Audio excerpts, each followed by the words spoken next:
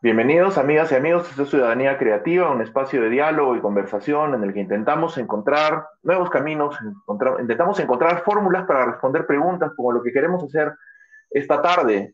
Vamos a estar dentro de un momento más en la sala principal con Jorge Salas, miembro del cuerpo coordinador de Ciudadanía Creativa, y con nuestro querido amigo Jorge Bedregal, que nos acompaña dentro de un ratito. Yo quiero comentarles un par de cosas que han salido a la luz el día de hoy y se las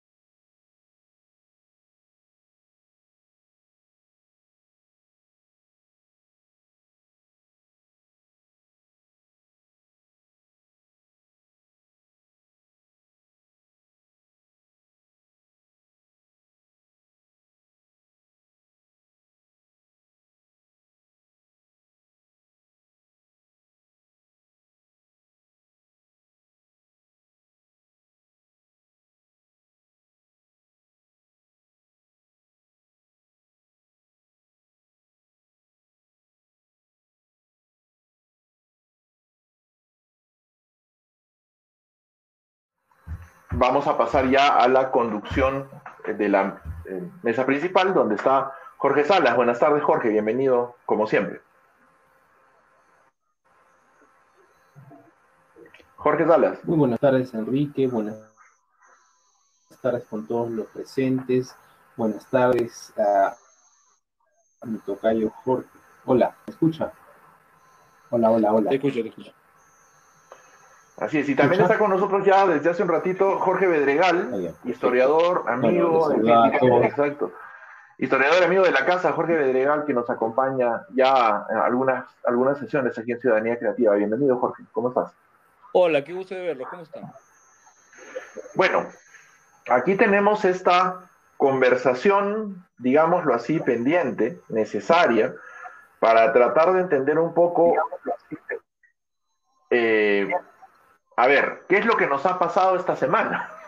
Dentro del contexto de lo que queríamos precisamente conversar, que es de repente un poco más amplio y un tanto más dramático. Somos una república, pero ¿qué es eso? ¿Y qué tipo de república es esta de la que Pedro Castillo se ha hecho presidente el 28 de julio?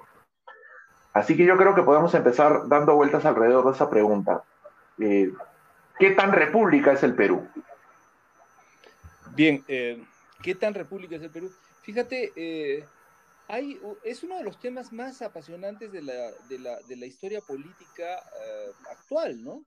Parecía que sabíamos exactamente qué era república, cómo se manifestaba, qué tipos de república habían, y ya habíamos más o menos metido a la república en el cesto de lo ya sabido, ¿no?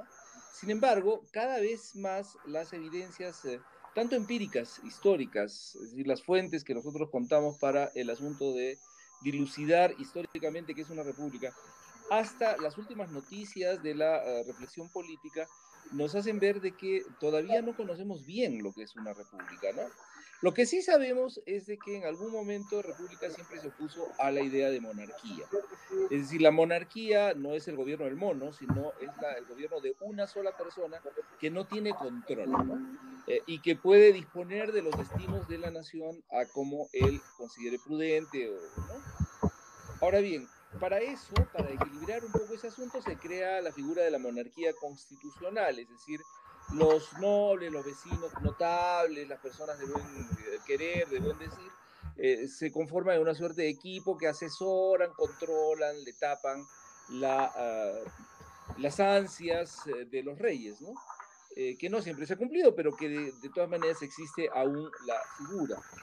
Y está el asunto de la República como un gobierno de un ciudadano elegido bajo principios de igualdad, ¿no? Aquí el tema de la igualdad jurídica es fundamental, o sea, todos los ciudadanos son libres, ¿no? Tienen igualdad de derechos, etcétera. Se hacen elecciones que igual son libres, son universales, se vota y a partir de allí se elige a una persona para la conducción de la nación, o sea, se convierte en mandatario. Y ojo, mandatario no es el que manda, mandatario es quien recibe el mandato de gobernar y hacerlo con prudencia, etcétera. Sin embargo, hay algunos matices, hay algunos perfiles bien complicados con el asunto de la república. O sea, ¿qué tan iguales son los ciudadanos? ¿No es cierto? O sea, es una cosa que hemos conversado contigo también antes. Resulta que hay ciudadanos que son más iguales que otros, ¿no? Entonces, que tienen más acceso a la justicia, más acceso a la salud, que tienen una relación diferente inclusive con los organismos de Estado y el poder. Y hay personas que ese acceso está absolutamente cerrado. Entonces, en teoría, somos iguales, pero en la práctica no somos tan iguales, ¿no? Esto ha permitido, en algunos países como el nuestro, por ejemplo, determinar que hay repúblicas de baja densidad, ¿no? Y aparentemente nuestra república es de baja densidad. Ahora bien, ¿qué significa república? República viene de las palabras res pública, o sea, el asunto público. O sea, ahí ya se deduce de que los problemas de la república se tienen que resolver entre los componentes de esa república, o sea, los ciudadanos. Entonces, hay un asunto que te sugiere el nombre de república la idea de una participación en los destinos de la república, como venimos diciendo.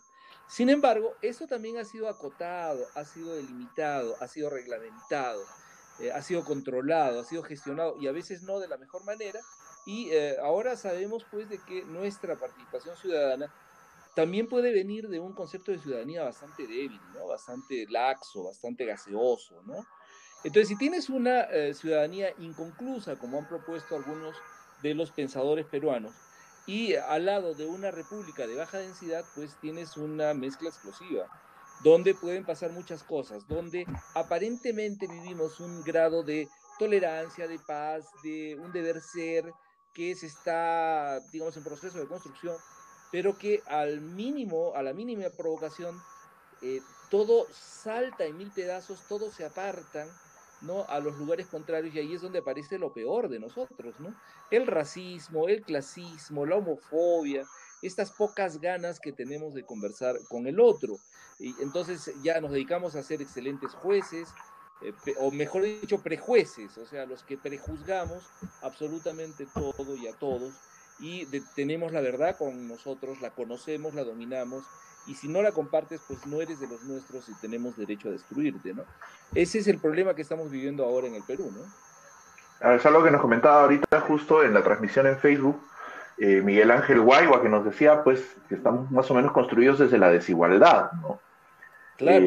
Le recordamos a la gente que nos mira ahora que pueden hacernos comentarios a través de Facebook y ahora también a través de YouTube para irnos compartiendo sus inquietudes acerca de este asunto.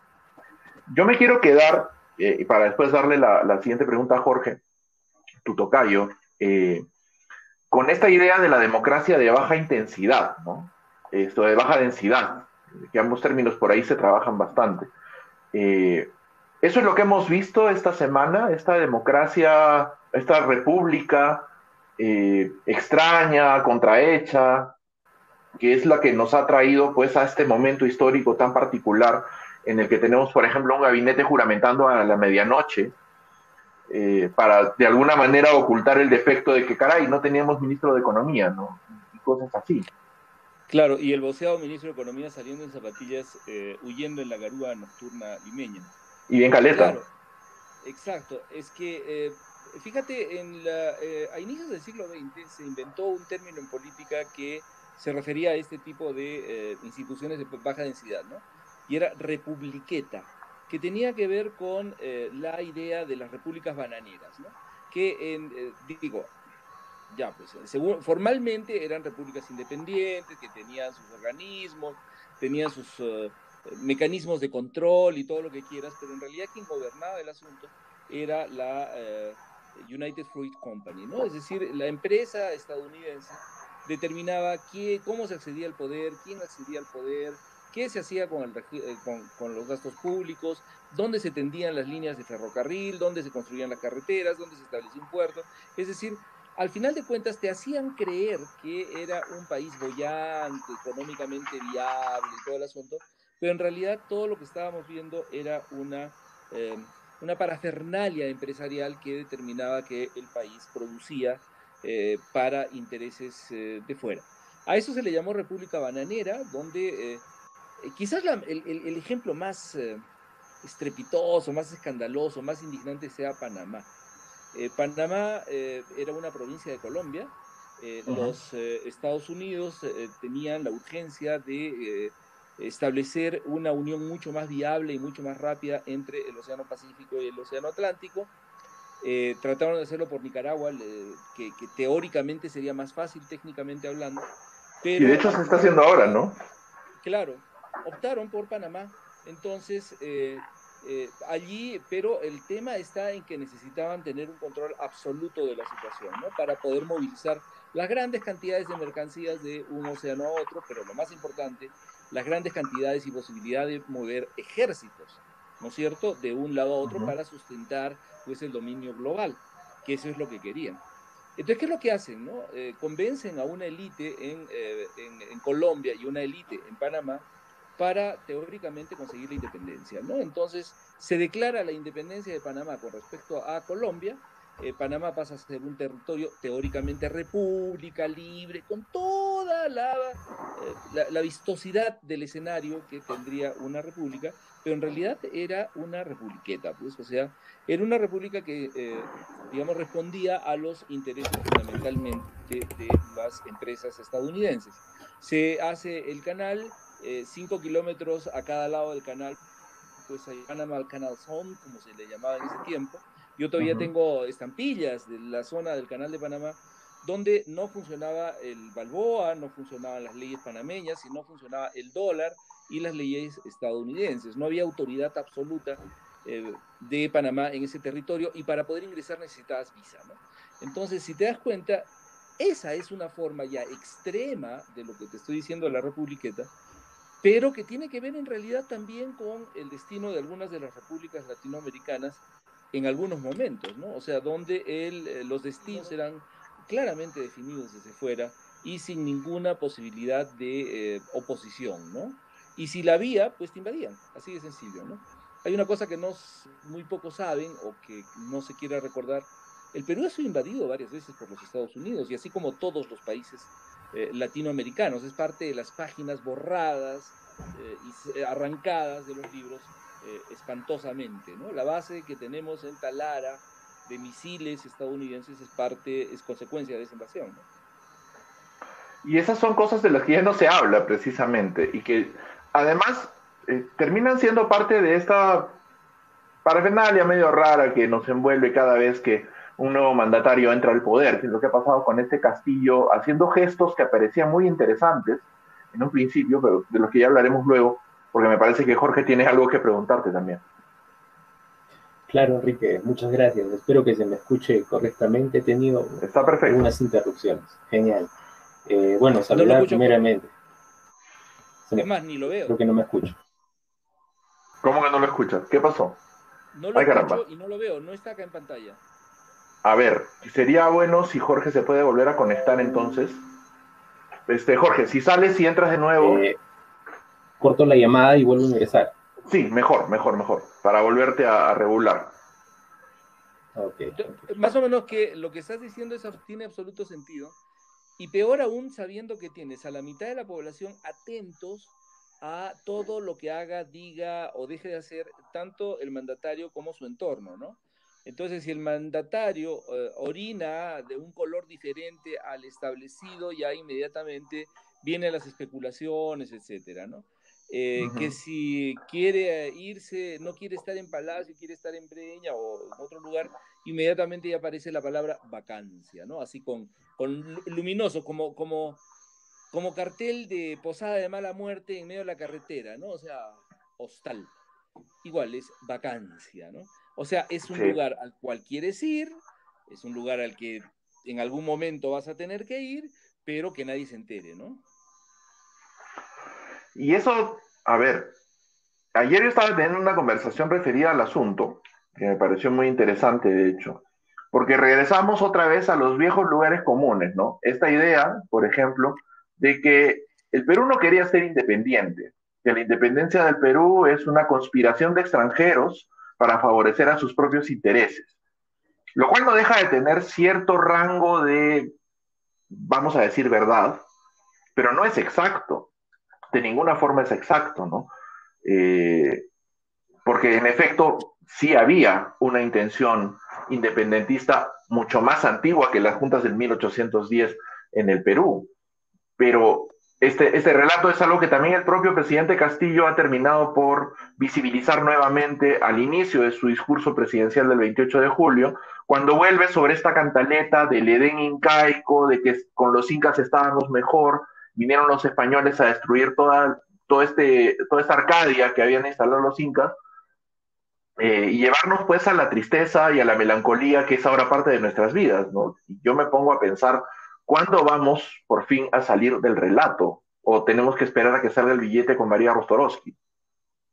No, la narrativa ya está formada por... es que recuerda que la historia en realidad es la narración de la nación, ¿no? Y la historia oficial es precisamente eso, la narración de la nación. Y la historia oficial formulada en el siglo XIX va por ese lado. La narrativa es qué bonitos y qué buenitos y qué perfecto era todo, hasta que vinieron pues los malos, ¿no? Los perversos, los crueles españoles, a dominarnos y a robarnos y a matarnos, a torturarnos, a colgarnos, servirnos, etcétera, ¿no? Y después viene el amanecer, ¿no? O sea, el amanecer criollo, urbano, católico, letrado, ¿no? Entonces la cosa pues va por ese lado. Tenemos una narrativa muy dura. ¿Por qué? Porque la nación en el Perú no precede al Estado. O sea, en el Perú, a diferencia de otros lugares, primero decidimos cómo íbamos a organizarnos como nación y después determinamos quiénes éramos los integrantes de esa nación. O sea, el Estado en el Perú precede a la nación.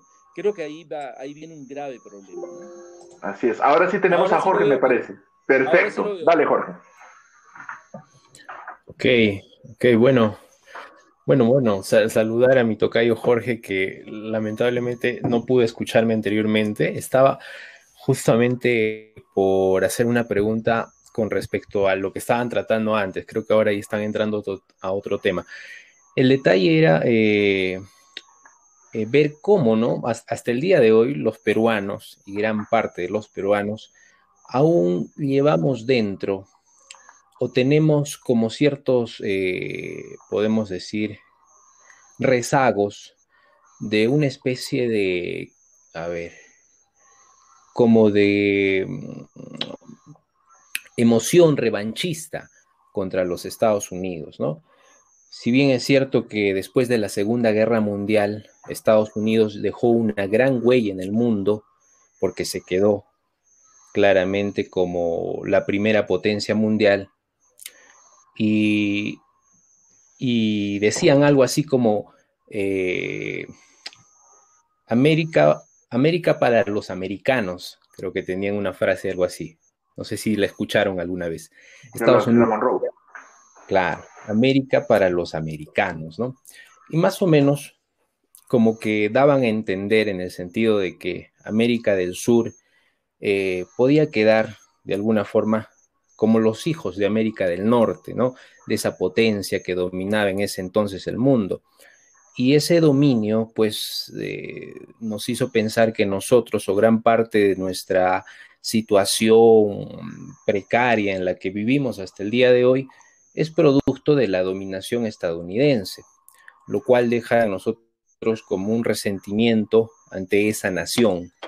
Resentimiento que seguramente se ahonda, por ejemplo, cuando aparecen los partidos políticos, ¿no? Diciendo de que ellos tienen una posición antiimperialista, la misma posición que, por ejemplo, ha tomado Pedro Castillo ahora mismo, ¿no? O la misma posición que tomó el primer gobierno de Alan García, ¿no? Aunque Alan García no estamos hablando de la misma extrema izquierda, podemos decir que ahora la podría simbolizar Cerrón y compañía. Podemos hablar de que sí, en el primer gobierno Alan García también hablaba de no pagar esa deuda que teníamos con Estados Unidos, ¿no? Una gran deuda que nos tenía sumidos, pues, podríamos decir, en una catástrofe económica que no podíamos salir. Y sin embargo, cuando García se rebeló en no querer pagar esa deuda, pues la crisis, en vez de, irónicamente, en vez de salir adelante, pues caímos más al fondo. Ahora tenemos un gobierno que todavía no deslinda de la mano de un gobierno izquierdista que también se proclama antiimperialista y que sigue teniendo ese resentimiento contra Estados Unidos. La gran pregunta hoy día es si el imperio del mundo sigue siendo Estados Unidos o de alguna forma China ya está tomando una posición importante en que puede desplazar a Estados Unidos, ¿no? En el aspecto económico. Sin embargo, a China, mucha gente la sigue viendo como socialista, ¿no? Y como amigable, socialista, es el amigo. En cambio, Estados Unidos sigue siendo el enemigo, ¿no? Enemigo, aquel que ha dominado, que ha hecho que pues ese capitalismo salvaje nos tenga dominados, ¿no? Pero China no se ha quedado atrás en ese capitalismo, ¿no? Así que, bueno, el mundo, como quien dice, no ha dejado de girar. Y sin embargo, mi pregunta para Jorge es si él reconoce también que ese sentimiento no encuentro la palabra, ese resentimiento en realidad hacia Estados Unidos tiene algún sentido en el día de hoy, lo que estamos, en la situación que estamos viviendo, o es un resentimiento que deberíamos dejar atrás, ¿no? Eh, Ese es mi...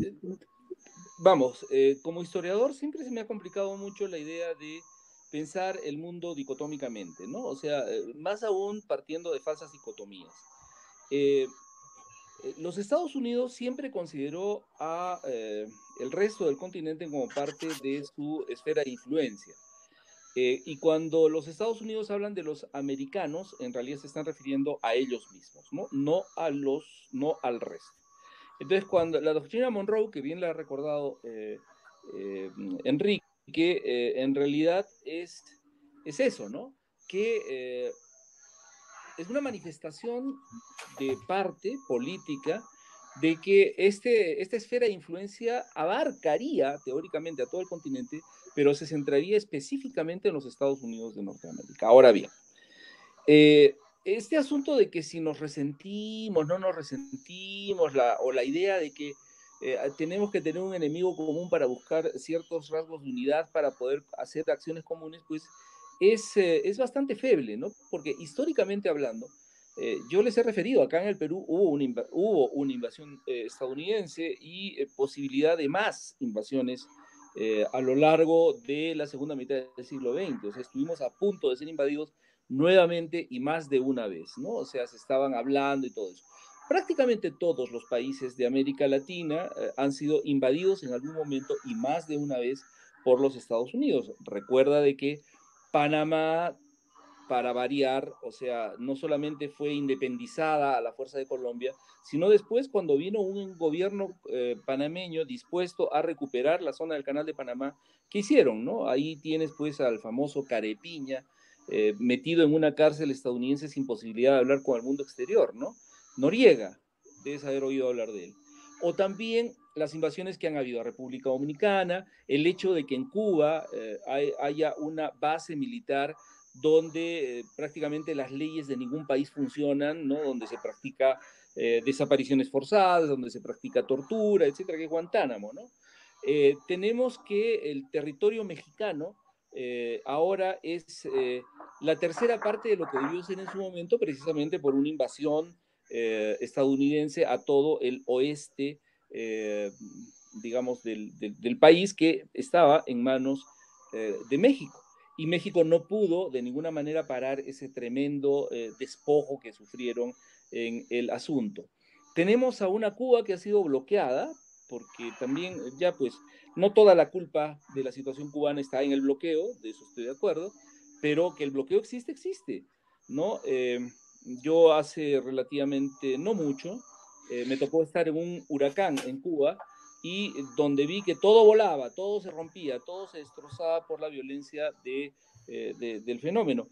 Y recuerdo que los cubanos querían comprar calaminas. O sea, fíjate, lo más elemental, lo que nosotros podemos ver en cualquier lado acá, comprar chapas, pues, de zinc para poder techar sus casas, ¿no? Y, pues, Cuba no tiene fábrica de chapas, no tiene cómo hacerlo, no tiene la materia prima y quería comprársela. Y había países que se lo ofrecieron.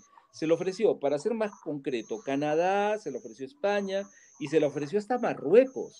Pero ¿qué pasó? Cuando ya estaban a punto de firmar el tratado para traer rápidamente las placas a Cuba, inmediatamente aparecieron pues los censores estadounidenses y le dijeron, no, pero que es mi derecho, el libre comercio, la libertad económica, ¿no? O sea, ¿sí? No, los Estados Unidos le dijeron simplemente no.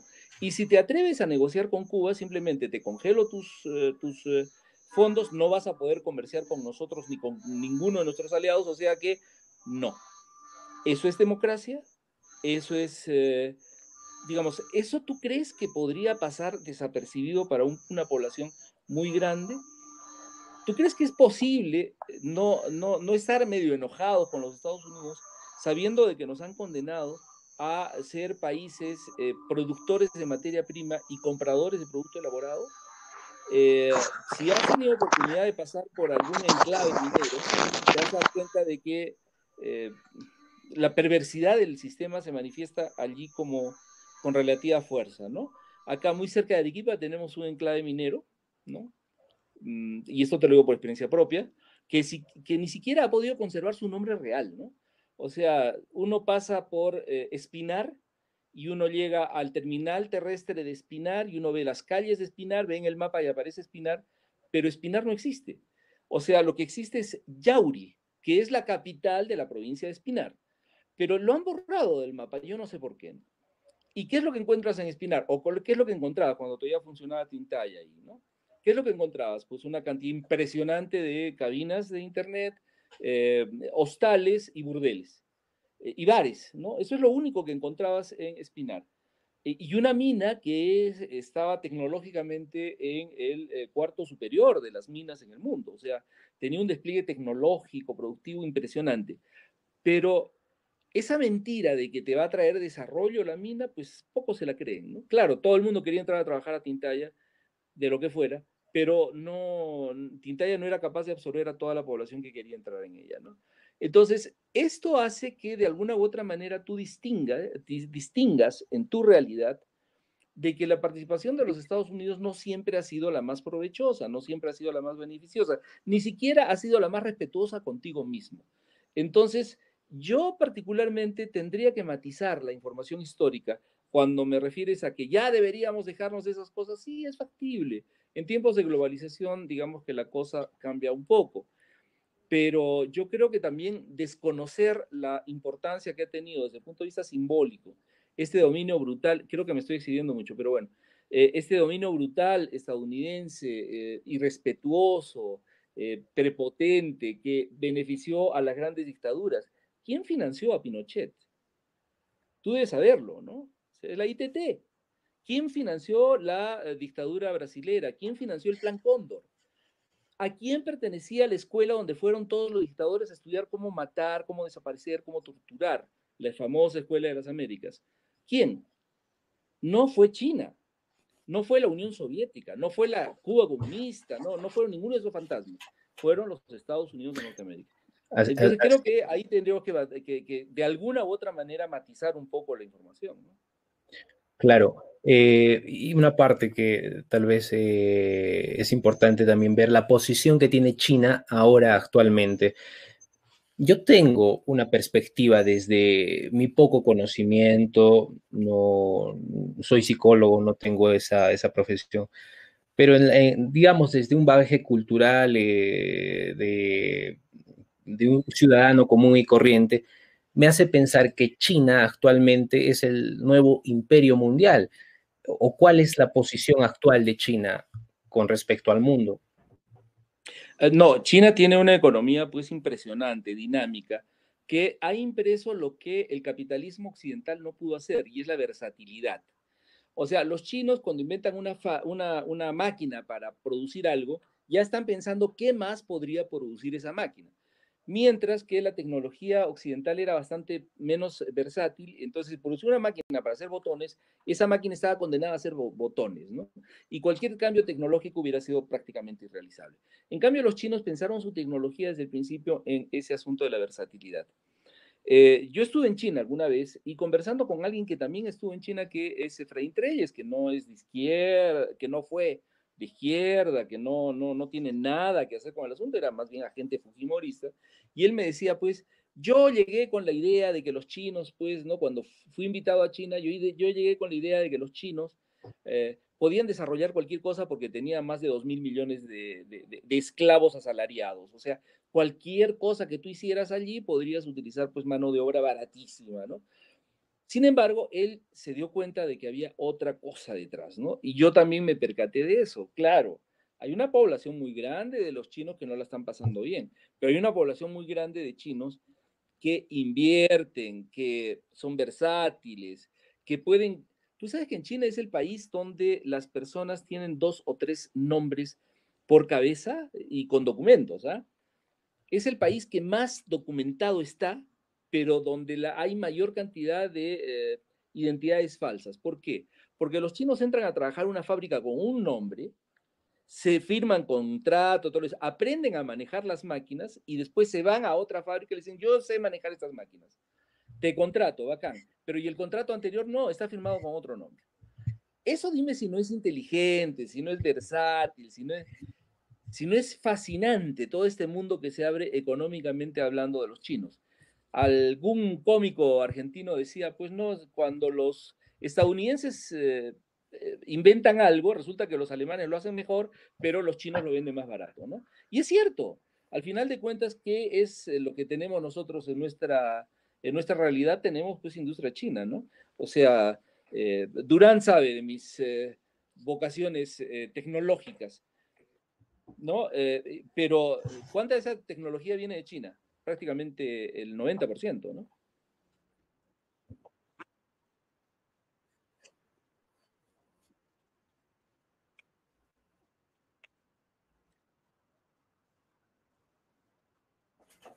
Exacto.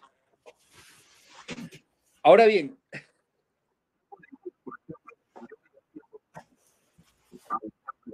ya estás vacunado, así dilo.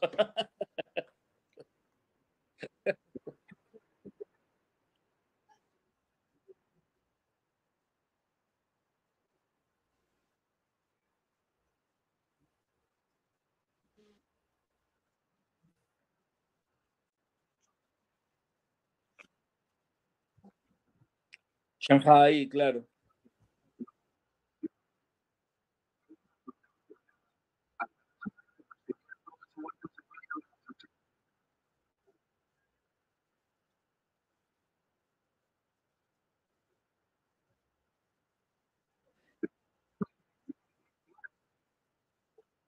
Mira, ahí viene no, a mí la pregunta que está haciendo Miguel Ángel es de oro. Es una pregunta pertinente y una pregunta sumamente inteligente. Es que económicamente los chinos saben que si no tienen esa precaución de tener una economía versátil, competitiva en el mundo capitalista, pues China no podría hacer mucho, ¿no es cierto? Entonces, políticamente hablando, China sigue organizada como estaba organizada desde hace 30, 40, 50 años, ¿no es cierto? O sea, al final de cuentas estamos hablando de una China que donde permanece el asunto de los partidos políticos campesinos, los partidos políticos obreros, que se organizan en una suerte de Duma para elegir al futuro gobernante, pero donde el Partido Comunista tiene generalmente la sartén por el mango, ¿no? Entonces, eso no ha cambiado. Lo que ha cambiado es una visión bastante tolerante de la economía, pensando en que ya, bacán, pues, o sea, vamos a producir capitalistamente, pero ¿para quién? Para los países capitalistas. O sea, es brutal. Inclusive tienen categorías de producción. Un amigo que también es amante de la tecnología me dice, puedes comprar una computadora china que es de primer orden, que no tiene nada que envidiarle a ninguna tecnología, ni japonesa, ni coreana, ni estadounidense, porque está producida de esa manera. Pero también puedes comprar mucho más barato tecnología que está destinada a los mercados de América Latina, destinado a los mercados africanos, que va a tener una calidad menor. Entiendo que hay hasta 6 categorías distintas de producción de los mismos productos, pero con diferente calidad. Dime si eso no es versatilidad, pues, o sea, ese es un extraordinario negocio y nosotros no lo vimos. Pero podemos decir que entonces sí son partícipes del capitalismo. Sin duda, sin duda. Nadie puede decir lo contrario. Y es más, son exitosos, capitalistas. Bueno, han puesto en jaque la economía de varios países de la Comunidad Europea, pero especialmente de los Estados Unidos, ¿no? Hay una cosa ahí que me interesa para empezar a centrarnos nuevamente en la conversación primigenia, ¿no? Todo esto aporta muchísimo para comprender lo que vamos a hablar a continuación, pero, a ver, estábamos hablando acerca de repúblicas, y esta idea de la república, por ejemplo, yo la escuché hace un par de semanas en un comentario político. China se llama a sí misma república, pero no lo Popular, es. Ajá, y popular. encima República Popular, pero no lo es. O sea, no cumple con los requisitos hermenéuticos de lo que una república debe ser. La República Popular de Corea también es una república, pero no lo es. El Zaire era una república popular que tampoco era una república. Y podemos decir que Cuba tampoco es una república porque no hay elecciones, ¿no? No es el único requisito, ¿no? Pero tenemos muchas repúblicas que solamente lo son de nombre y que no cumplen con los requisitos necesarios para hacerlo. Ahora, también escuché otro comentario hace un tiempito que decía, mira, el Perú tiene un montón de problemas, el Perú tiene un montón de limitaciones, la democracia peruana es una democracia muy curiosa, pero sí tenemos algunas características de una democracia auténtica, como esta libérrima, esperpéntica a veces libertad de expresión de la que gozamos, ¿no? Que es incluso difícil de encontrar en repúblicas mucho más establecidas en el mundo, pero que no es igualmente, como en el caso de otras que dicen serlo, un requisito indispensable que configure el hecho de sí, pues somos una república. Ahora, está bien seguir aspirando a esa república ideal bajo la que se fundaron nuestras naciones hace 200 años, la que se ha tratado de introducir en casi todo el mundo. ¿Aún se puede aspirar a ese tipo de república? ¿O ya deberíamos dejarnos de inocencias y empezar a entender que este término también se ha vuelto flexible? O como tú decías sobre los chinos hace un rato, versátil. Claro, es que fíjate, no es cuestión de ser flexible. Fíjate, a ver, el modelo de la república en realidad surge con la Revolución Francesa, ¿no?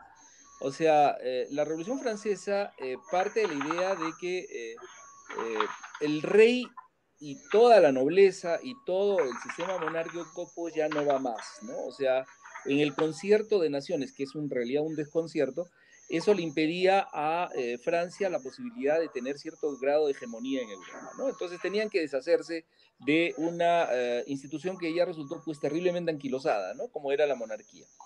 Entonces se establece simbólicamente la idea pues de la libertad, la fraternidad y la igualdad, ¿no?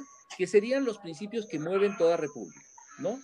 Yo también me creí el cuento, te juro, como historiador, yo pasé por la universidad y en mi universidad me enseñaban, no, liberté, igualité, fraternité, ya está bacán. Yo decía, oye, qué chévere, qué principios tan bonitos, ¿no? Que tenían los franceses. Pero cuando empecé a estudiar un poco más a fondo, ya pues conocí a Hobsbawm y a otros historiadores, pues ahí me di cuenta que no era tan así. Liberté no se amplió a todo el territorio de la República Francesa. O sea, los negros esclavos de Haití, por ejemplo, alborozados recibieron la noticia de la Liberté, pero cuando les dijeron, oye, no, la Liberté es para nosotros, no para ustedes son esclavos. Ahí es donde empieza la revolución y la independencia, las independencias latinoamericanas en Haití, ¿no es cierto? Por esta cuestión frustrante que tuvieron cuando se dieron cuenta que la Liberté era solamente para el territorio francés y no para todo el territorio francés, para cierta parte del territorio francés, ¿no? Entonces la libertad en realidad era una libertad de hacer negocio. O sea, te escucho. Entonces volvamos. Disculpa que te interrumpa, no quise interrumpir. Pero algo similar puede haber ocurrido aquí en el Perú, cuando sin duda. Después de 1921. Sobre Francia para que entendamos este asunto. De 1821. Claro, de los eslóganes, ¿no? El eslogan de la libertad no funcionaba porque en realidad era una libertad limitada específicamente a la libertad de negocios, a la libertad de comercio. Se cayó Jorge, por si acaso, ¿eh? Así es. A la libertad de acción económica, a laissez-faire, ¿no? Y bacán, o sea, no era la libertad que nosotros creíamos, no esa posibilidad de enarbolar una bandera y sentirnos libres e independientes. No. La igualdad dice, todos somos iguales ante la ley, ¿no es cierto? O sea, ciudadanos, al margen de su lugar de nacimiento, no hay castas, no hay nobleza, no hay nada, bacán. Pero en realidad éramos tan iguales todos, ni siquiera la Revolución Francesa pudo consagrar una igualdad más o menos definida entre todos los integrantes de la República Francesa, y mucho más grave este asunto es si salías de la frontera francesa. Y ese asunto de la fraternidad es más bien un asunto corporativo, o sea, los colegios los colegios profesionales, los sindicatos, etcétera. Ahí estaba la fraternidad, todos éramos hermanitos, pero si estabas por fuera de algunas instituciones, ya, olvídate, no eres tan hermanito, ¿no? Entonces, ahí no entras en el terreno de la igualdad. Entonces, hay que matizar.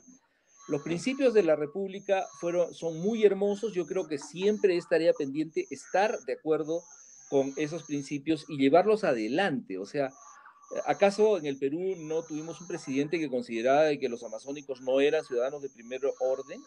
¿Acaso no tuvimos una candidata presidencial que su padre trataba de auquénido al opositor político? Es decir, ¿no? El auquénido de Harvard, no sé si te acuerdas, ¿no? El papá del club, ¿no? De la eterna perdedora. Exacto, tenemos aún pendiente la tarea de la República sin duda. Pero también yo creo que deberíamos dejar de endiosar la República como el modelo perfecto.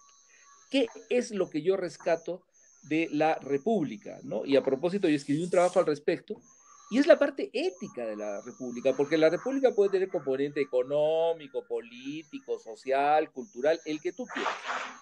Pero nos olvidamos de que la República debe arrastrar consigo un principio ético.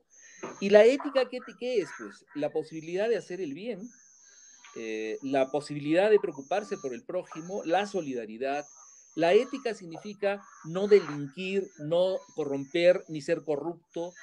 Es decir, si te das cuenta, ese componente ético de la República es el que menos se habla y el que menos se quiere hablar en ciertos círculos. Y yo es el que rescataría. O sea, deberíamos empezar a discutir más que si, ¿no? Como Vergara, ¿no? Que está planteando la idea de que tenemos que volver a los principios republicanos. Y en ese caballito de la republiqueta se ha subido pues hasta Mijaíl Garrido Leca, no te pases, o sea, no seas malo. ¿Ya? O sea, le has dado pábulo, le has dado insumo a este no sé si esto se está transmitiendo ahora o va a ser transmitido en horario con protección al menor, pero en realidad es un pendejerete de la política, ¿no? Y eso es lo que tendríamos que, de alguna u otra manera, controlar. No, esa tarea de la ética republicana aún está pendiente y es la que menos discute. En algún momento yo le dije a Vergara eso, ¿no? Cuando estuve en el GIAK, le pregunté qué onda con no, y me dijo, no, pero la gente no le interesa esas palabras, la gente necesita, pues, declaraciones ampulosas, ¿no? Para capturar la idea, ¿no? Y yo particularmente no coincido, ¿no? Hay un par de preguntas más acá al costado que me parecen pertinentes.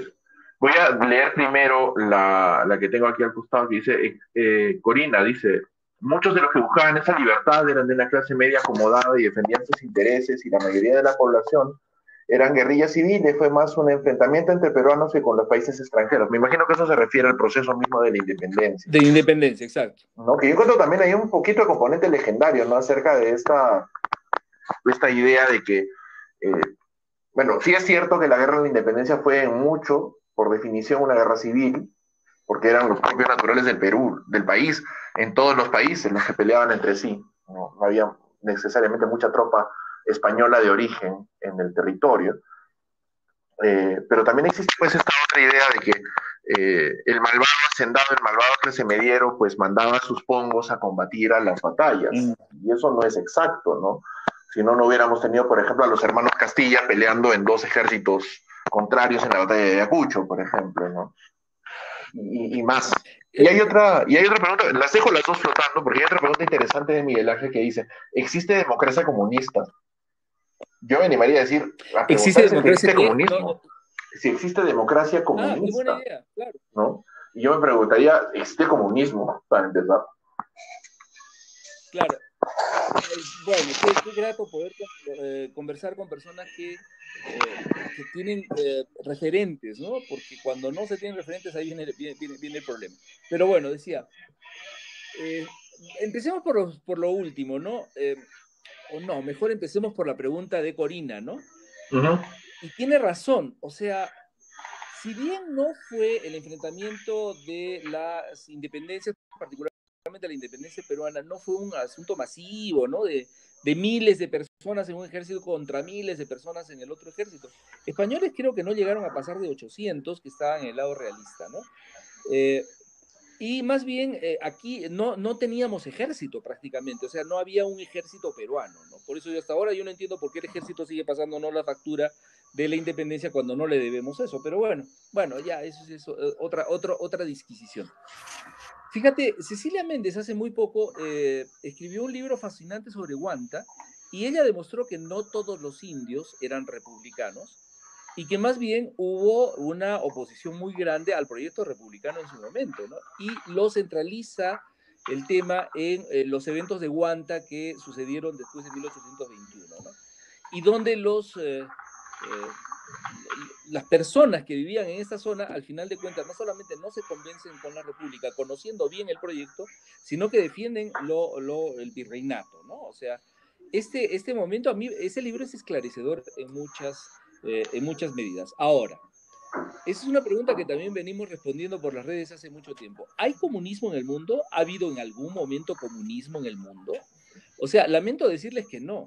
El momento más comunista que yo he visto en mi peregrinaje ha sido no en Moscú, no en La Habana, no en Pekín, o Beijing, ¿no? No, el momento más comunista que yo he visto y que he tenido oportunidad de apreciar y de alguna u otra manera disfrutar ha sido en un kibutz judío en Israel. O sea, el kibutz es una organización tan dura y tan eficiente en la idea de que no hay propiedad privada sobre los medios de producción, que todo lo que gana el kibutz se distribuye equitativamente entre todos los integrantes del kibutz, etc. Eso es comunismo. ¿Ha habido un país que lo haya hecho a nivel país? No. Entonces, la pregunta que me parece muy inteligente es, ¿hay democracia comunista? No, lo que los comunistas tienen es tienen una suerte de poder centralizado, ¿no? Lo que ellos llaman el centralismo democrático.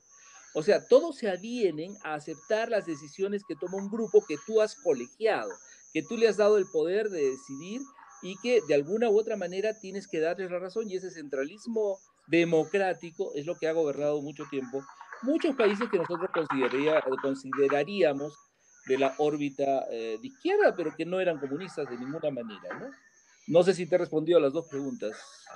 Yo creo que sí. Y también para empezar, o sea, la idea también de estos diálogos es desmitificar un poco algunas cosas que son lugares comunes de la conversación nacional. Y ahora mismo, lamentablemente, esta idea de izquierda igual a comunismo es probablemente el lugar común más tóxico de la conversación ahora mismo, ¿no? Como acabas de indicar, ¿no? De hecho, o sea, ser de izquierda no significa de ninguna manera ser comunista. Ayer yo conversaba también con estos amigos respecto a la idea misma del comunismo, o de la izquierda como comunista, de la izquierda como subversiva, Y yo solamente me repetía por dentro porque ya era una conversación que se podía volver mucho más agresiva si yo empezaba a meter ciertos términos, ¿no? Estas personas se han quedado en la conversación de los años 40 o 50, del comienzo de la Guerra Fría, y se les olvidó lo que pasó en Europa, ¿no? Se les olvidó el experimento sueco, se les olvidó lo que pasó en las sociedades nórdicas, se les olvidó el proceso por el que pasó Alemania, que ha sido gobernada por socialdemócratas durante casi toda la historia del siglo XX, cuando se restableció la democracia alemana, ¿no? Eh, y también habría que notar que los pequeños destellos brillantes que ha tenido la República Peruana en este siglo, ya no vamos a hablar del siglo XX porque es un tapiz muy complejo de manejar, eh, los pequeños momentos brillantes de la República Peruana han sido momentos muy socialdemócratas, dejémonos de cosas, ¿no? De repente el gobierno de Paniagua en sí, ¿no? Los primeros momentos y algunos pequeños destellos en el gobierno de Alejandro Toledo, algunos momentos del gobierno de Ollanta Humala, este tránsito nuevamente de un presidente provisorio, en el caso de Francisco Sagasti, que también ha tenido un comportamiento sumamente socialdemócrata, legible como izquierdista, si quieren, pero que no tiene nada que ver con esta idea del despojo, con esta idea del expolio que implica un gobierno comunista, o esta idea del comunismo que beben muchas personas de manera desesperada y desesperante, además, ¿no? Completamente de acuerdo. O sea, es que es bien fácil encontrar un enemigo y terminar jugando a la falsa dicotomía, ¿no? O eres comunista o eres demócrata. No, pues no es así la cosa porque o sea, no hay comunismo y lo que tienes que hacer es más bien pensar que si la democracia tiene ese componente ético del cual hablábamos antes, entonces la opción es la democrática, ¿no? Eh, Hay un meme que sale Keiko diciendo, pues no, con el terrorismo no se negocia. Y no ha faltado la gente que le diga, oye, pero un ratito. Tu padre le vendió armas a las FARC. Ustedes alimentaron, o sea, la dinastía a la cual pertenece Keiko, porque no es un apellido, es una dinastía. eh, la, la, la, Tu dinastía favoreció pues el funcionamiento, el ascenso, ¿no? Los asesinatos del grupo Colina, que eran terroristas, ¿no? Entonces, de pronto te diste cuenta que en realidad para algunas personas terrorismo es lo que hizo Sendero y no hay más. O sea, y cuando les dices, no, un ratito, todos los senderistas son terroristas, de esto no queda la menor duda, pero no todos los terroristas son senderistas, o sea, también hubo terroristas en otros lados, ¿no? En el MRTA, también hubo terroristas de Estado, ¿no? Es decir, cuando les dices que el terrorismo en realidad es una táctica, una estrategia de la lucha política de ciertos grupos, pues se quedan así, te abren los ojitos, ¿no? La pupila se les dilata y se les contrae a una velocidad impresionante y se quedaron mirando al vacío y te dijeron, no, pero Sendero, ¿es terrorista o no es terrorista? Entonces, sí, claro que es terrorista, pero no es el único terrorismo que hemos vivido. No, pero Sendero, ¿es terrorista o no es terrorista? O sea, fíjate a qué punto se ha llegado al maniqueísmo en la discusión política que no hay tutía, ¿no? O sea, al final de cuentas no hay cómo discutir con ellos, ¿no? Uno puede ser marxista y de izquierda sí, pero también uno puede no ser marxista y ser de izquierda.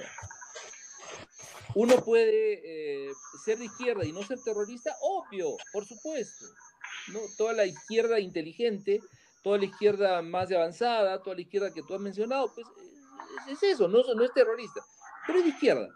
Pero no, pues para la derecha obtusa, la idea es de que si eres de izquierda eres terrorista, o si no eres terrorista por declaración, lo eres en el interno y que si pican las condiciones, te vas a volver uno, ¿no? O sea, eso es pues torpe, ¿no? O sea, es una forma bien terriblemente mala de entender la realidad y de tratar de entender la realidad, ¿no? ¿Es posible sostener la idea de una república que no tenga ese tipo de sofisticaciones del pensamiento? No, la república es complicada. La república necesita una validez jurídica, pero también una validez simbólica. O sea, tienes que hacer que los ciudadanos asuman la república como una posibilidad de expresión democrática, ¿no es cierto? Pero para eso tienen que saber qué corno es la república, pues. Porque si no sabes lo que es la república, te pueden vender el cuentazo de que Fujimori lo que trató de hacer era una suerte de republicanismo, ¿no? Y nada que ver, pues.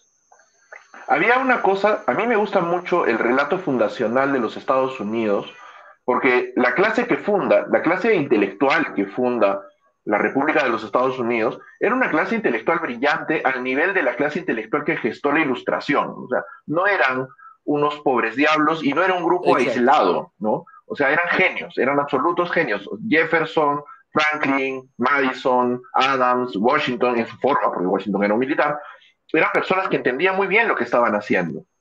Y yo recuerdo mucho el debate central, ahora que hablas de simbología o simbolismo en todo caso, acerca de cómo llamar al presidente de los Estados Unidos. Porque había que entender que no existía tal cosa como un presidente en ese momento en ninguna parte del mundo. Y ellos Claro, iban a establecer un poder ejecutivo encarnado en una sola persona, encarnado, no encargado a una sola persona, sino que estaba representado por alguien. Y yo me acuerdo mucho que parte del diálogo era el propio John Adams junto con Madison y Hamilton, me parece, abogando por la idea de ponerle un título ostentoso al presidente para que fuera capaz de ser par con otros mandatarios en el mundo, ¿no? Y se hablaba de llamarlo Su Majestad el Presidente, Su Santidad el Presidente, ¿no? Y entonces sale Washington, que era un tipo austero, que era un soldado, y les dice, no, señor presidente, y nada más. Y eso es todo. Y no tiene que haber y ningún se otro acabó. título. Y ahí se terminó todo, ¿no? Eh, y con esos pequeños Claro, símbolos porque recuerda que que son ha tan habido importantes, se gobiernos. construye esa idea de republicanismo, Exacto. ¿no? Sí, una cosa que a mí me fascinó, por ejemplo, ¿no? Los, los zares rusos, pues nadie puede dudar de que eran unos tipos terriblemente autócratas, ¿no? O sea, unos sátrapas, bueno, pero ellos no podían hablar en singular. Ellos tenían que hablar necesariamente en plural. Entonces, los decretos, los ucases que ellos firmaban, pues ellos firmaban diciendo muy, es decir, nosotros, el zar de Rusia. ¿Por qué? Porque tenía la idea de que en su cuerpo, o sea, físicamente hablando, se congregaban todos los poderes, el divino, el militar, el intelectual, o sea, no podía haber alguien más valiente, ni más inteligente, ni más eficiente que él, ¿no es cierto? Por eso hablaba del muy. En cambio, el republicanismo lo que exige es un compromiso personal que se encarna en una persona, pero que es una persona que necesariamente es un ciudadano como tú o como yo. Y eso lo han entendido bien los norteamericanos, los estadounidenses, y lo han trabajado muy bien simbólicamente hablando. Claro, uno mira, oh, no, el hombre más poderoso del planeta, pero si te enteras, ¿no? Si vas un poquito más allá, te vas a dar cuenta que en realidad no tiene todos los poderes que él quisiera tener, ¿no? Se volvió a Y caer. además, ¿no? Y además puede perder ese poder cada 4 años, ¿no? Exacto. Es el hombre más poderoso Bueno, del lo que has mundo visto, cada 4 años. claro, lo que has visto con Trump, Mm. lo que se ha manifestado en el último proceso electoral en Estados Unidos es, aparte de divertido, yo me he reído mucho. Bueno, lástima que haya muerto personas en esa tragicomedia que se armó, ¿no es cierto? La algarada Pero del al 6 de final de enero. cuentas, exacto, pero al final de cuentas, ¿qué es lo que determina? ¿No? Recuerda, cuando fue elegido Bush, faltaban las mesas de no sé qué lugares, de las, Florida. creo que de las bases, ¿no? Estadounidenses en otro lado del mundo, etcétera. Y durante 2 meses Estados Unidos no tuvo presidente. No hubo declaración de presidente. ¿Se cayó la bolsa? No. ¿Se disparó las acciones o se desplomaron las acciones? No. ¿Dejaron de funcionar las universidades públicas, las escuelas públicas, los servicios públicos de salud, de educación, de justicia? No. O sea, ¿por qué? Porque hay un cuerpo que funciona como el gobierno, pues, y es el gobierno lo que hace funcionar el país, tengas o no tengas presidente. Lo que trató de hacer Bush es empezar a hacer que ese aparato funcione a favor de él, y no pudo. Entonces, lo que deberíamos nosotros ver en ese espejo es la posibilidad de ser que todo este asunto del gobierno empiece a funcionar al margen de quién esté en el poder. O sea, si Castillo está con la disparada de que quiere hacer una nueva constitución e irse a referéndum y cambiar de lugar otra vez el monumento de Pizarro, que no debería estar en el Parque de la Muralla, sino, no sé, debajo del mar, ¿no? Que puede proponerlo, claro que lo puede proponer, cualquier ciudadano puede proponer cualquier cosa, el tema es cómo va a ser para que lo haga. Para eso tenemos mecanismos de control, o deberíamos tenerlos. O sea, no deberíamos bajar la guardia y empezar a observar cada punto que está haciendo Castillo y tratar de minimizar el riesgo Cerrón, el riesgo Bellido y todos estos riesgos que se nos están viniendo, ¿no? Claro, garantizar la pervivencia sistémica de la República, ¿no? Y me parece muy interesante esto que acabas de decir, eh, porque nos pone ante el reto para la ciudadanía de entender que la República es una entidad jurídica que tiene que pervivir a quienes la encarnan momentáneamente. Y ahora tenemos otra vez, Exacto. ¿no? Y tenemos otra vez esta misma idea perniciosa de que es Pedro Castillo el destinado a hacer el cambio, ¿no? El destinado a hacer la transformación, un predestinado, otra vez alguien tocado por los dioses. Es y que esto tenemos nos un complica las régimen cosas. absolutamente presidencialista. Así Exacto. Con un régimen presidencialista ya más o menos la cosa ya se te plantea de esa manera, o sea que acumula demasiado poder, ¿no? Entonces, si viene otro poder a quererlo componer, digamos, ahí, traerlo a buen curso, pues ahí empieza pues a romperse el engranaje, ¿no? Fíjate, Tony Zapata, tú lo conoces, gran amigo mío y un gran colega, una vez en el Congreso, en el local del Congreso, me decía, no, fíjate, cuando yo he llegado al Congreso a trabajar en la presidencia, bueno, él trabajaba para la cuarta presidencia, que era la de Díez Canseco, ¿no? Y él estaba a cargo del archivo, me decía, yo llegué a trabajar aquí con toda la ilusión de historiador, voy a estar en el archivo del Congreso. Y de pronto se dio cuenta de que era un archivo el que él iba a tomar. Un archivo que no recuerdo si era el archivo que estaba relacionado con la urbe de Lima y nada más. Y el resto del edificio del Congreso tenía un montón de archivos. O sea, al final había un montón de archivos por todo lado. No estaban centralizados, no estaban codificados, no estaban fichados, nada. Y donde había gente así que con colmillos y con dientes, cuando te acercabas, quisiera averiguar tal cosa, tú de parte de quién vienes, ¿no? Entonces me decía, cuando Javier Díez Canseco ha llegado a la cuarta presidencia, él ha venido también con su gente, pero se ha encontrado qué cosa, ¿no? Que nada, o sea, encontró la oficina vacía, porque se fueron las secretarias, se fueron los amanuenses, se fueron los... todo. O sea, cada año es, en el Perú, al menos, el poder político empieza a trabajar cada año. Y como todo es por contrato, o sea, llegado a fin de año no sabes si te van a renovar el contrato, ¿no es cierto? Entonces, es un limbo de 3 meses los que trabajan en una oficina para ver si van a ser contratados de nuevo. O sea, son 3 meses que no se trabaja. Yo te pregunto, ¿qué institución del Estado puede estar sin trabajar 3 meses y seguir funcionando el asunto, ¿no? En cambio, en los Estados Unidos llega un senador a su oficina y ya encuentra secretaria, y son secretarias y personas que vienen haciendo carrera. En el Perú no hay una carrera precisamente para hacerse cargo del Estado, no hay carrera de Estado. Y todos los años tienes que empezar a pensar en quién es tu asesor, cómo sacarle plata a tu asesor en el caso de los congresistas que ya sabemos, ¿no es cierto? O sea, no hay nada estable. Esto te demuestra la debilidad de nuestro sistema republicano, pues. O sea, y eso es también una cosa que tenemos que cambiar, tenemos que empezar a pensar en instituciones de carrera que pervivan a los avatares políticos, ¿no? Así es, aquí tenemos a Jorge de nuevo, después de sus avatares particulares con la conexión. Sí, aparte de estar en silencio mucho tiempo, bueno, se me ha silenciado también el internet. Pero de lo que he escuchado, muy interesante. Agradezco nuevamente a mi tocayo Jorge Bedregal. Es un grato placer el poder compartir esta conversación con usted y también con Enrique, y que se nutra a quienes nos ven a través de sus pantallas, quienes están ahí detrás, seguramente escuchando, dando su tiempo y viendo, bueno, cómo todo esto encaja con la realidad que estamos viviendo, con este panorama político que aún no cesa de ser o de tener incertidumbre, ¿no? Hace poco, si no me equivoco, hace 2 semanas hablábamos de este problema grande de incertidumbre y esto todavía no ha pasado y probablemente no va a pasar. Miren, antes todavía de la pandemia se vivía esta incertidumbre política, la pelea entre el Ejecutivo y el Congreso, ¿no? Esa pelea que al final sacó a Kuczynski del poder. Eso fue antes todavía de la pandemia. Y ahora es posible que vaya a suceder lo mismo. Todo hace presagiar que también el Congreso se va a va a generar una oposición, ¿no?, al Poder Ejecutivo, se va a volver a repetir, pero ahora estamos en plena crisis, ¿no?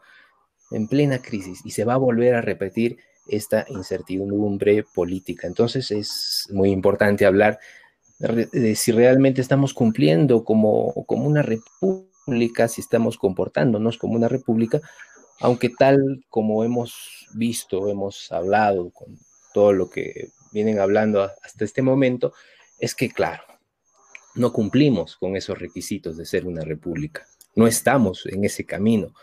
Y justamente rescato lo que se dijo al principio, es que no nos hemos formado como una república, no hemos nacido como una república.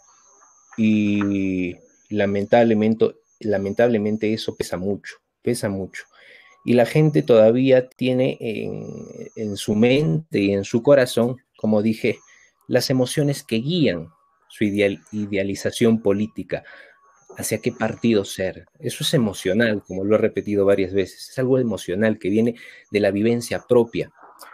La historia de los diversos políticos que han pasado por nuestra patria han dejado huellas en las personas, huellas emocionales, que perduran al momento de los votos, que perduran al momento de defender a un partido político o defender a otro, ¿no? Hay gente que sigue siendo fujimorista hasta el día de hoy porque en algo se vieron beneficiados de ese gobierno fujimorista. Hay gente que, sin embargo, odia el fujimorismo porque seguramente se han visto perjudicados. Y hay gente que simplemente he escuchado que ha habido corrupción, ¿no? Y proceden con ese discurso. Como hay gente que puede decir muchas cosas, ¿no? Pero, por ejemplo, la opinión pública se veía bastante influenciada por los medios de comunicación. Los medios de comunicación también han formado un papel clave en la mente y en el corazón de las personas, ¿no? Hablando de esta forma. ¿Por qué? Porque los medios de comunicación te dicen, hoy en día, gracias a las redes sociales y a esta tecnología, bueno, que nos permite ver más allá del televisor y los medios, ¿no?, capitalinos, los medios de comunicación, digamos, más importantes, que nos permiten ver más allá de eso, nos hacen tener perspectivas distintas, alcanzar conocimientos que seguramente no hubiésemos alcanzado, porque los medios antes, imagínense ustedes el escenario en que vivía antes el Perú, donde solamente usted prendía el televisor y se veía quién era corrupto y quién no lo era. Y usted tenía que creerlo, porque de qué otra forma, si no era a partir de la radio y la televisión, se iba a enterar de lo que sucedía en la capital del Perú. No había otra forma. Los medios de comunicación no parecían ser el cuarto poder, parecían ser un primer poder enorme en la opinión pública de la gente. Y probablemente hoy se están viendo de alguna forma empujados por estas redes sociales, ¿no?, que nos permiten compartir, que nos permiten buscar archivos en videos, ¿no?, de gente que te narra otra historia, otra perspectiva, otra realidad. Pero bueno, habría seguramente muchas cosas que analizar y como han visto, me estoy yendo ya por un costado. Pero nuevamente agradecer a Jorge Bedregal por todos sus conocimientos, igualmente a Enrique. Sigamos con el tema de esta república que conformamos y que tiene muchas heridas. Sin embargo, como dije, el gobierno que estamos viviendo, ¿qué debe esperar de nosotros? ¿El rechazo? ¿O debemos decir, bueno, ya es el presidente y todas las opciones que él tome debemos respetarlas porque al final votamos por él? ¿O qué debemos hacer como ciudadanos, ¿no? Ahora que podemos informarnos más. A ver, por mi parte, yo creo que aquí la palabra vigilancia ciudadana es la que debería guiar nuestro accionar, ¿no? O sea, tenemos que cada vez ser más ciudadanos y tenemos que cada vez más ejercer nuestra ciudadanía. Y esto se hace también por el lado de la vigilancia ciudadana. O sea, yo estoy muy contento de que no haya salido la opción fujimorista porque eso hubiera significado el retorno de una dinastía corrupta, asesina, bueno, todo lo que ya nosotros sabemos, ¿no es cierto? Pero no me convence tampoco del todo el hecho de que tengamos una cuestión tan precaria políticamente hablando como Perú Libre y como el mismo Castillo. Eh, y creo, como yo le dije alguna vez, creo que te dije, Kike, alguna vez, qué fantástico es para un historiador, un antropólogo, un psicólogo social vivir en el Perú, ¿no? Es genial, pues tenemos tanto material para, ¿no? Para todo, para un literato, etcétera. Pero qué difícil, qué complicado es ser ciudadano, ¿no? En el Perú.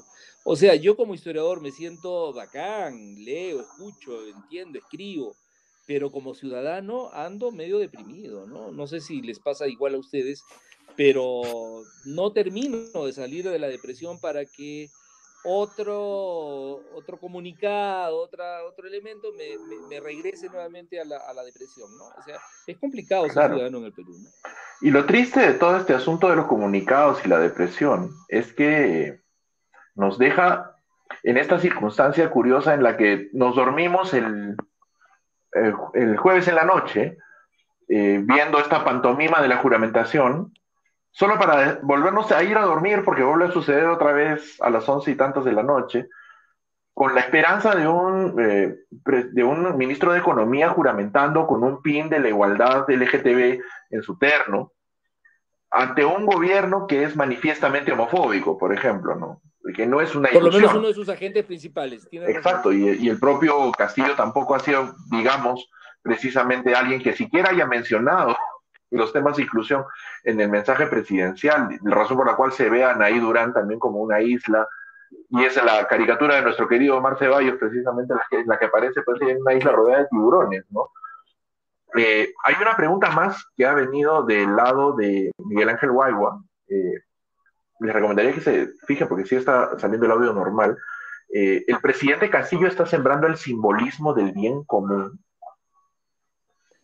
Bueno, Mirando, no, el ojo simbolismo, mirando, ojo, perdón, que ha sido Franque el que ha terminado juramentando por el en causa, ¿no? Él ha sido el que ha juramentado por exacto, esa exacto. idea. Y aparte de eso, yo creo que el asunto del bien común no debe sembrarse porque ya está sembrado, ¿no? El tema está en cuán común es el bien que tú quieres proponer y cuán, digamos, no común es el bien que tú quieres atacar. O sea, yo creo que Castillo está trabajando el simbolismo de una manera bien interesante. Recuerda que es el primer gobierno de un campesino, el primer gobierno de un profesor de escuela, el primer gobierno que sale, por lo menos en las últimas décadas, que sale no de los ámbitos limeños, ¿no? Y que tiene pues un consejo de ministros donde la PUC pues está acá prácticamente ausente, solamente uno pertenece a la urbe letrada, ¿no? Del deber ser limeño. O sea, él está construyendo también un discurso permanentemente, ¿no? El sombrero es parte de su discurso, el hecho de tener una hija que llora por todo, ¿no? Te has dado cuenta de que Alondrita pues es bien llorona, ¿no? Entonces siempre cualquier llora y él abraza. Qué bonitas escenas las paternales que tiene Castillo. Eso es sembrar simbolismo, eso es construir simbolismo. El hecho de haberse alojado en Breña es un simbolismo poderosísimo. Breña es parte pues de los barrios que en algún momento fueron mesocráticos en Lima y que ahora son pues barrios de clase baja, baja, tirando para más abajo, ¿no? Entonces, todo eso es un simbolismo que está construyendo Castillo y que hay mucha gente que lo está entendiendo, ¿ah? O sea, es un simbolismo que tiene destinatario y hay esos destinatarios lo están entendiendo y yo sospecho que va a haber destinatarios un poco inesperados, ¿no? O sea, gente que va a manejar ese simbolismo también con mucha fuerza, pero también están los otros, ¿no? Que como la acusación más fácil que le da la DBA a Castillo es que no sabe dónde está parado, que es un bruto, que no sabe hablar, que no sabe formular dos frases, que cómo puede ser profesor con esa dicción y cosas por el estilo, ¿no es cierto? O sea, acuérdate lo que pasó con Cáceres Llica. ¿Acaso no hubo un poderoso grupo de intelectuales, inclusive arequipeños, que solamente centraron la bronca contra Llica con el asunto de que era un violador? Y no vieron las perversidades políticas que traía Llica, la experiencia que pasó cuando fue alcalde provincial en Caylloma, etc. No, no vieron eso. Es violador, y se centraron en lo violador, y al final ahí lo tienen, ¿no es cierto? Lo mismo está pasando con Castillo. Sigue hablando el discurso, pues, no, yo tengo 2 vacas, entonces, o sea, es básico, cavernario la forma como la derecha está atacando a Castillo. Y lo que es peor, me da mucha rabia que la derecha no reconozca que gran parte de la responsabilidad de la elección de Castillo le corresponde a la derecha. O sea, la derecha, ¿a qué se dedicó? A dispararse las patas. O sea, se dispararon entre todos, ¿no? Especialmente a la izquierda, pero también a ellos mismos. Y al final, ¿qué tenemos? ¿No? Toda una pandilla de cojos, y con un chiquito, enano, pitufesco detrás, que terminó siendo presidente de la República. Cuando la derecha se dé cuenta de la responsabilidad que ha tenido en la elección de Castillo, le va a doler el trancazo que se va a pegar, ¿no? Y todavía son 5 años de esto. Espero, de verdad, yo espero que sean 5 años. Ojalá fueran 5 años. Ojalá fueran 5 años. Claro, si es que tiene una infraestructura que lo soporte, ojalá que se pueda crear. O sea, también es otra cosa que tenemos que empezar a aprender, es lo que mencionabas tú un rato, y me parece que es con lo que ya tenemos que ir cerrando esta conversación, ¿no? Tenemos que comprender que la República es una institución que pervive a quienes la encarnan, que tiene que pervivir. Entonces, incluso en el hipotético caso de que mañana se votase una censura para Castillo y echarlo del poder, incluso en el hipotético caso de que Castillo, digamos, no es un deseo, ¿no?, falleciese ejerciendo el cargo, se cayese el avión que lo lleva hacia Cajamarca, por ejemplo, o algo por el estilo, la República tendría que pervivir. No tendríamos que estar viviendo esta zozobra de ¿y quién sigue? Que nosotros hemos permitido, ¿no?, que nosotros hemos permitido que se estructure por la falta de atención que le hemos dado a la idea de la República, a la idea de los símbolos, a la idea de la representatividad de las autoridades, que no son ellos, sino aquello a lo que representan. Exacto, y esta representatividad tan llena de agujeros que tenemos, ¿no? O sea, tenemos un pésimo sistema de representación política, y eso hace que también seamos frágiles desde el punto de vista de la continuidad. Bueno, pues, pero caray, nuestra labor, particularmente la mía, yo en mi trinchera, yo me dedico fundamentalmente al asunto de la ciudadanía, ¿no? Y ahora la Universidad Nacional de San Agustín ha tomado como eje fundamental de la acción, así como buscamos la belleza, la justicia y la verdad, ahora es buscar acentrar el tema de la ciudadanía entre los estudiantes. Y ese es mi compromiso. Yo estoy en mi trinchera, y ustedes también están en la suya. Entonces resulta que los ciudadanos que nos escuchan también tienen que entender cuál es su trinchera para luchar que cada vez haya más ciudadanos, ¿no? No se trata de apoyar o desapoyar a Castillo, se trata de que el bien común, el buen vivir y todo lo que se está hablando ahora sean pues los motivos éticos que nos muevan, ¿no? Así es. Y con esa idea de tenemos que trabajar por la ciudadanía y por ende tenemos que trabajar por la República, terminamos esta interesante, intensa, siempre deliciosa conversación con Jorge, a quien esperamos cada vez que se le ocurra, de hecho, además, no solamente a nuestra invitación, sino cada vez que quiera pasarse por acá. Jorge, muchísimas gracias por compartir con nosotros. No, un abrazo fuerte, tenemos que reflotar Fototrip. Yo he regresado a mis cauces fotográficos, y es fascinante, tenemos que volver. Claro, ahora que ya, así es, ahora que ya podemos caminar además un poco más, ¿no?, y que vacunados Exacto. Ya podemos estar más seguros de repente afuera para volvernos a reunir. Jorge Salas, como siempre, un gusto compartir contigo esta conversación y la conducción de este espacio.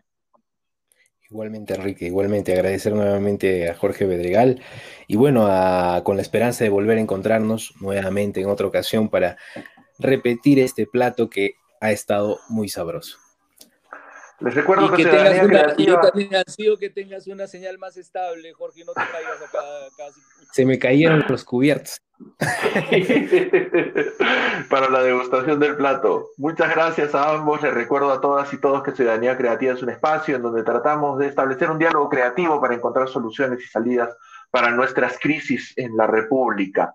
Nos encuentran cada domingo a las 18. Busquen nuestras publicaciones en nuestras redes sociales, en Facebook, Instagram, TikTok y también ahora en YouTube, desde donde transmitimos en vivo estas sesiones cada domingo. Muchas gracias. Nos volvemos a ver el próximo domingo a las 18. Chau.